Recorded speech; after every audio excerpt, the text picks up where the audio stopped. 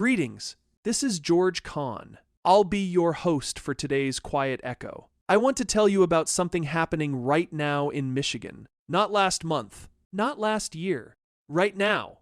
People are still digging out as I sit here talking to you. Last Friday afternoon, a supercell thunderstorm moved across southwest Michigan, spawning 4 tornadoes. The worst one hit Union City in Branch County with winds near 160 miles per hour. 3 people died on Prairie Rose Lane: William Andrew Akers, 63, Carrie Ann Johnson, 54, Penny Jo Guthrie, 6-5. In Edwardsburg, 60 miles west, a 12-year-old boy named Silas Anderson was killed by a separate tornado. 4 people dead in one afternoon. On one private road near Union Lake, 21 dwellings sat on the tax rolls. 19 were destroyed or damaged beyond recognition. In 3 Rivers, the storm peeled the roof off a Menard's store, threw cars across the road, knocked out power to more than 5,000 customers, and closed the schools. Now, here is what I want you to hear.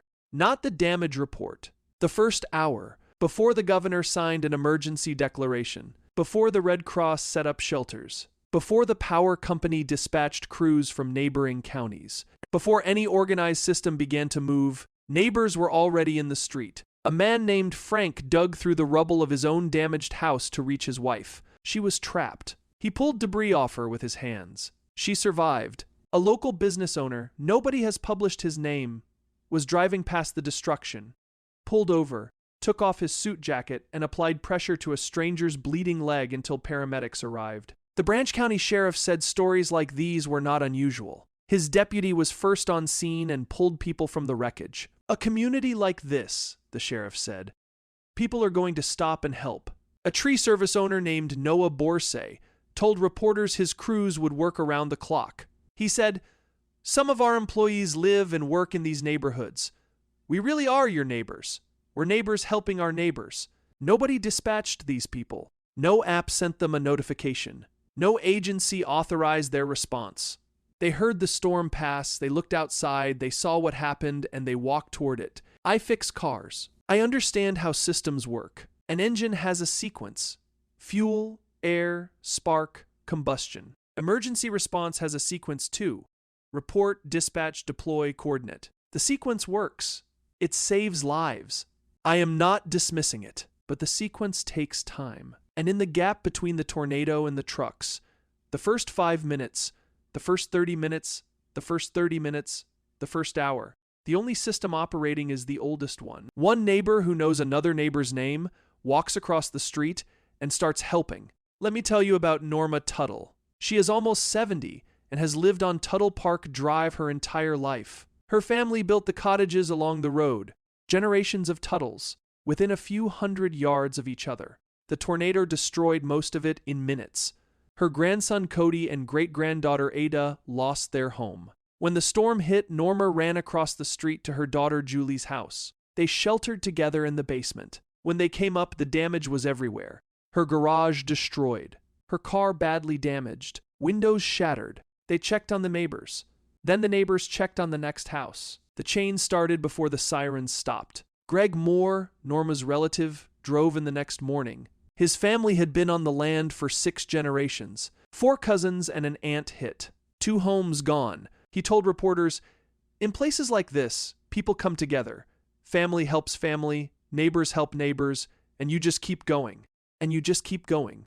5 words. The whole operating manual for a small town after disaster. To be fair, big systems matter. The state emergency declaration unlocked resources.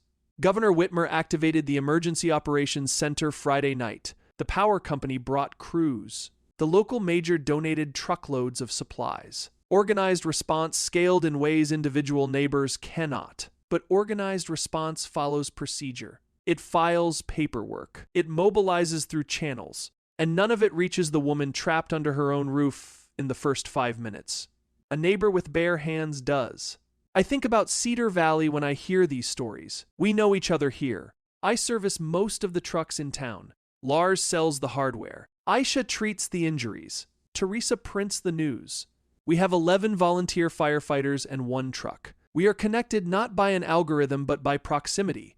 The simple fact of living in the same few square miles, breathing the same air, depending on the same roads. Proximity creates obligation. When you can see your neighbor's roof from your kitchen window, you cannot pretend you did not notice when it disappears.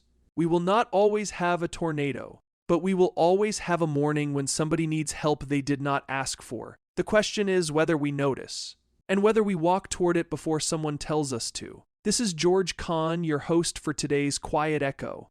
Thanks for listening. Quiet Echo is part of the fictional Cedar Valley news series, written by Evan Swenson, publisher, publication consultants, and Claude Marshall, AI developmental editor. While the people in town are fictional, the national events they reflect on are real.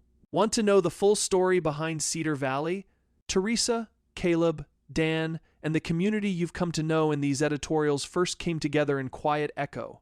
Discover how a small town found its way from fear to fellowship, one quiet act of courage at a time.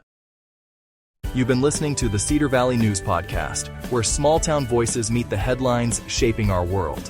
From faith and family to front porches and fields. We'll be back with more stories connecting real lives to real events. Until next time, keep your porch light on, your faith strong, and your heart open.